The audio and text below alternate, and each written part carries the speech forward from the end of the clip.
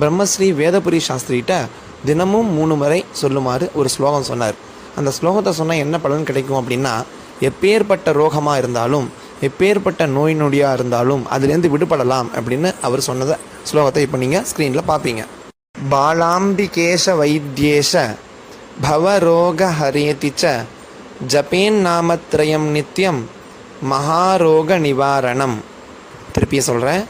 பாலாம்பிகேஷ வைத்தியேஷ பவரோக ஹரேதிச்ச ஜபேன் நாமத்ரயம் நித்யம் மகாரோக நிவாரணம் அப்படின்னு சொன்னார்.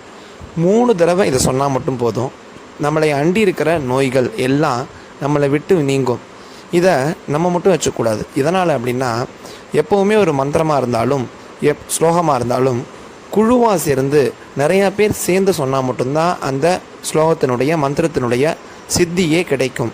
அப்படி உங்களுக்கு தெரிஞ்சவங்களுக்கு இதை பகிர்ந்தீங்க அப்படின்னா நிறையா பேர் இதை பாராயணம் பண்ண ஆரம்பிச்சிட்டாங்க அப்படின்னாலே நம்ம நோய் நொடியிலேருந்து காத்து நம்மளை மகாபிரிவா காப்பார், சர்வேஸ்வரன் காப்பாற்றுவான், அம்பாள் காப்பாற்றுவா. கண்டிப்பாக